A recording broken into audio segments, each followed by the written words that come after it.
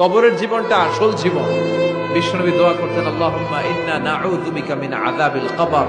আল্লাহ, আমি আপনার কাছে কবরের আযাব থেকে পানাহ চাই, কবরের আযাব থেকে বাঁচতে চাই।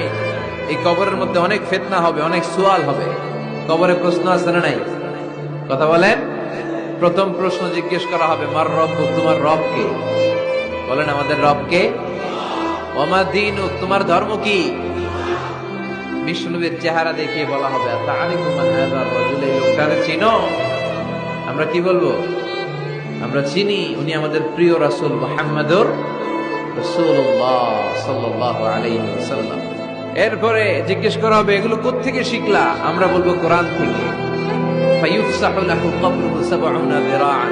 সুন্দর সুন্দর উত্তর করতে পারলে আপনার কবরটারে ৭০ হাত লম্বা করে দেয়া হবে। ইফতাহু লাহু বাবুন ইলাল জান্নাহ, জান্নাতের দিকে একটা দরজা লাগিয়ে